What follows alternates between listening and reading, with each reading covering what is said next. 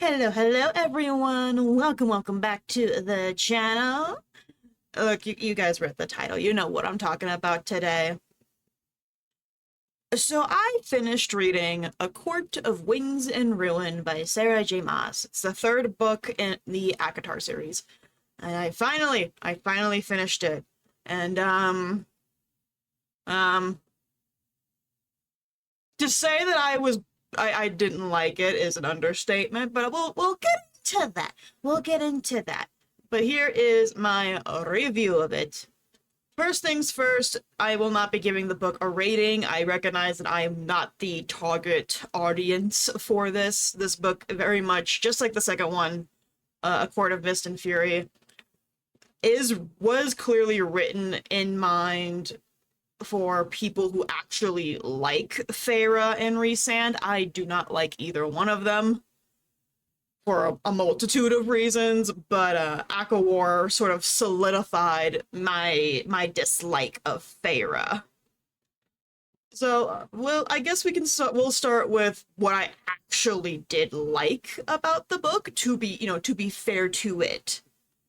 I did like the idea behind the book. This idea of Feyre, learning how to use her powers, declaring her autonomy, her independence, that sort of thing. And then, of course, there's the war with Hybern. I thought the idea of all of that was really cool, regardless if I agreed with, the reasonings behind it. I thought it was going to be interesting to read. It wasn't. It wasn't. I think the most interesting part that I really, really liked was the High Lords meeting. And I liked it because of Tamlin. I liked it because of him showing up and kind of just sassing everyone, taking cheap pot shots at Feyre because, if your ex had done to you what Feyre did to him, you know damn well you would be doing the same thing. Okay, but can we all please just acknowledge that most of us would probably be way worse than him if we were in his position when it came to what happened. But the entire time, he's not lying. There's not a single thing he says in all of the High Lords meaning that he's lying about. None of it. Alright, so let's get into the rest of the book, which I absolutely thought was terrible and boring, and this book did not need to be as long as it did.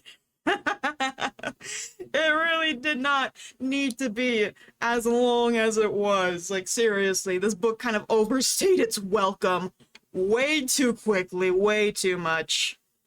First off, there is a whole ass chapter where it's a long chapter, but half of it is just Azriel talking? It's not even oh, he talks for this paragraph, and then Feyre talks this paragraph, and it's a back and forth exchange. No, it's 6 pages straight of just him monologuing about some story about Drakon and Miriam, who don't even become relevant or show up until, the last 10 chapters, and by then it's this book just needs to end already. And the story is basically just yeah, you started learning how to fly late while you're older, therefore it's natural to be scared. Seriously, that's it? You did not need to rattle on for 6 pages just to say that. And that was the biggest thing that bugs me about ACOWAR is the pacing. Certain things that did not need to be dragged out felt they went on forever, and then things that were actually interesting only got 1 or 2 chapters and were over way too quickly. The whole destruction of the Spring Court. Now that was something I was looking forward to reading about, regardless of how I felt about Feyre, because I was genuinely curious to see what happens. Because whenever I asked about it, what does she do to Spring? No one could give me an answer. Even the people among the fandom who like Feyre are split on this. Some people will say, oh, she doesn't do anything, she just exposes, how terrible of a leader Tamlin is. And then the other half is no, she absolutely does stuff. But no one told me what exactly she was doing, so of course I read it, and I don't understand how you can defend Feyre during that whole exchange and say that, oh, she didn't do anything, when it's clear on right there in the book, in the text, on black and cream, these pages are not white, on black and cream, that there was nothing for her to expose. So she was lying and manipulating everything to make everything seem that way. Because there was nothing there. Genuinely, there was nothing there. And she says this quite a few times in the book, where it's like, oh, I manipulated, I orchestrated this event, I did this, I did that, I planted this. And it's like, I would be impressed by what she was doing if her thought process wasn't so stupid. Like, this particular instance is where I started questioning whether or not Feyre was within her right mind. Like, if she's actually in control of herself, or if Rhysand is, in fact, influencing her. This is what sold me on the idea that Rhysand's controlling her to a certain degree. When she gets to the Spring Court, she's telling Tamlin and Lucien, like, what happened to her in the Night Court.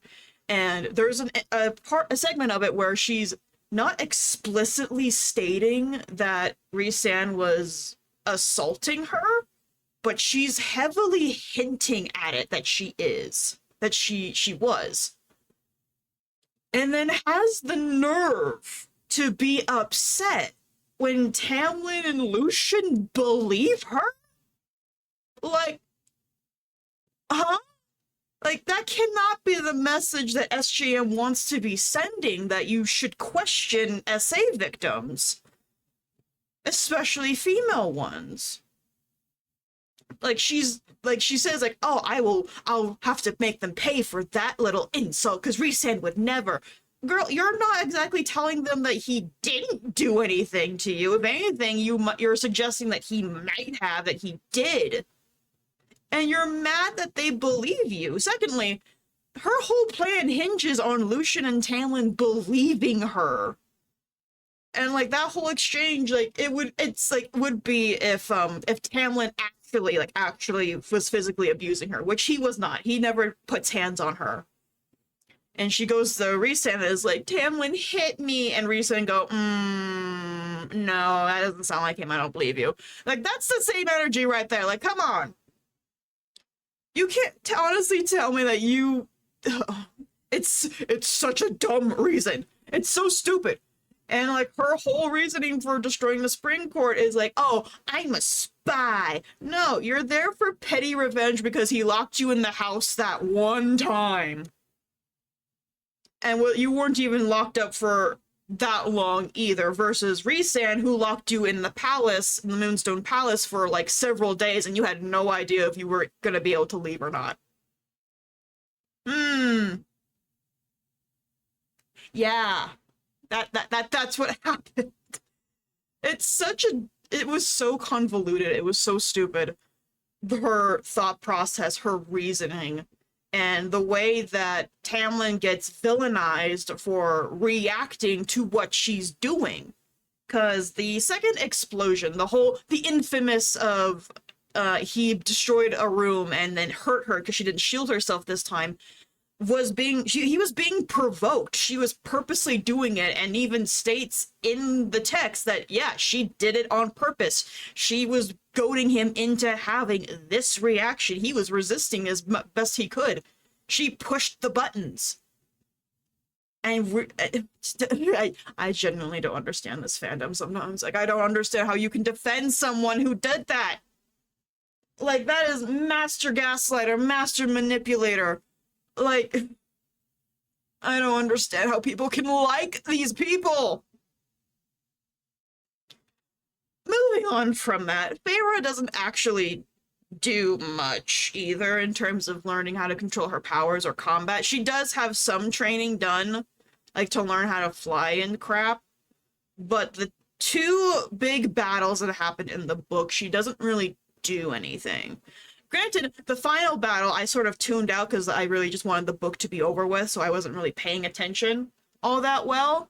Granted, I still couldn't tell if Feyre was, like, actually doing anything. To me, it seemed like she was just standing there watching. I could be wrong in that instance. I will admit that. I could be wrong. But the Battle of the Summer Court, in Summer Court, she just followed Moore around. She wasn't exactly doing anything. She just followed Moore around, and Moore was the one who was fighting. So, and then the whole, like, Feyre has baby brain. Okay, she has like little girl brain where it's like a 12-year-old's where it's like, I'm gonna do this horrible thing and then not think about my consequences, and then the consequences come to bite her in the ass later. Like the High Lords meeting again, where she's being told like, oh, there's refugees. Hybern you've cracked Parinthia open for Hybern. Gee, thanks. Because of what she did, and she's like, I didn't think of that. I chose not to think about it.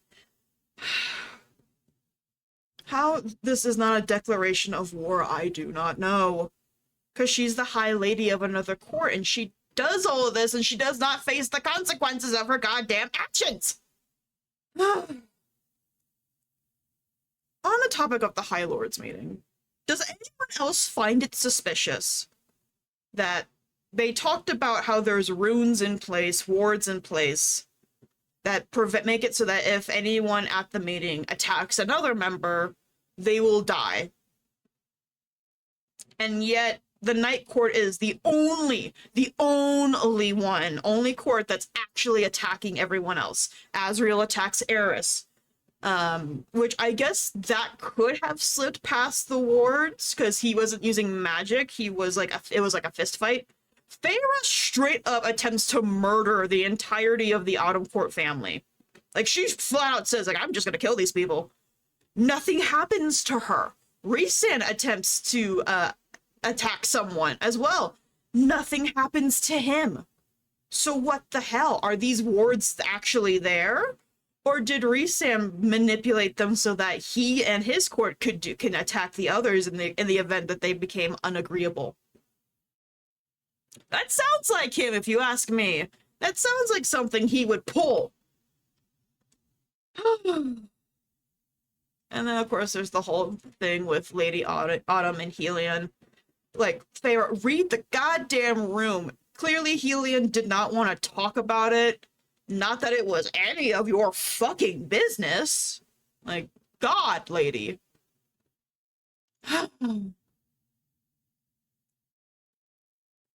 I will give SJM this. I don't know how she did it. I don't know how she timed this, but Rhysand died on page 666. I will commend her for that. I don't know how she timed that shit, but it was perfect. Honestly, Rhysand probably should have stayed dead. I think the story could have benefited from him being dead. Because it would be like a kind of like a Game of Thrones type of thing where you wouldn't get any resolutions to any plot holes or lines in his story because he's gone. It also would call into question whether or not Feyre's High Lady status is directly tied to her husband. Because I think it is. Like, this woman has no actual power of her own that isn't tied directly to Rhys. It would also have been really interesting to see a new High Lord of the Night Court try to be integrated into the Inner Circle and just watch that explosion bomb go off, because there ain't no way these people are going to give up their positions or control over Valeris to a new High Lord, especially if it was one that came from the Huge City. That would have been so cool to see play out, but alas, Rhysand came back. To which, even that was, like, super, super dumb. Like, maybe 2 of the High Lords had reason to like Rhys. The others hated him. And Feyre is, like, on the ground screaming, going, like, if you don't do it, I'm just gonna make you do it. Like, lady, the best you could do is maybe mind control Baron, but the second you do that, the others are gonna clock that, and they're gonna kill you. Like, you really think you can take on all of them? Also, Tamlin is a far, far better person than me. I would not have brought Rhysand back to life. I would have said, see ya, bitch, and then walked off. This book made me so angry. So angry. It had so much potential to be awesome and be like a pretty good book, regardless of the fact that it's Rhysand and Feyre and I don't like them. But it was entirely too long. Okay, most of this book was a lot of them just kind of standing there talking. Like, cleave that book in half. There you go. That's all you needed. Like, the points from where they mention the High Lords meeting to scheduling it to actually doing it is 20 chapters, approximately. Like, it's entirely too long. And it doesn't make much sense for it to be that long. The pacing in this book was horrendous. But at least it's over now. It's done.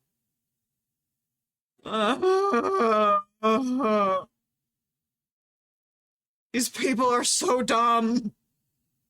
Why do you like them?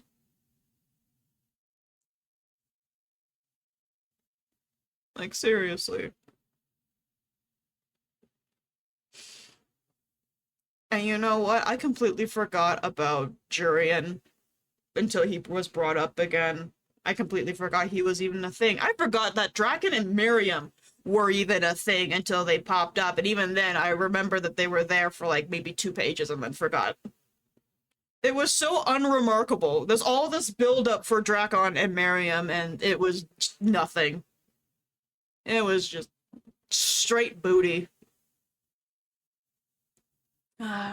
I will give Nesta and Elaine props though. That was really cool that they beheaded Hybern. I like that. That was really fun. This book was entirely too long, and half of it could have just been an email. It really could have been. Feyre's an idiot. Feyre is a petty little bitch.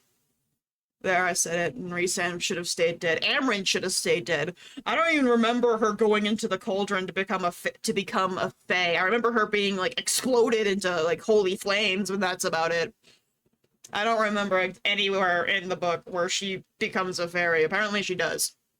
Apparently she also dies and didn't stay dead.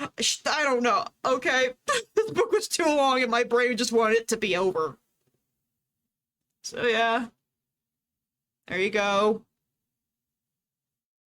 The only book that I've read so far in this series that I thought was actually good was the first one. Book 2 and 3 are awful. I don't want to read Frost and Starlight because Rhysand tells Tamlin to go kill himself in it, and I really don't want to read that. So I'm gonna read Haunting Adeline instead. Okay. I'm gonna go now. Bye.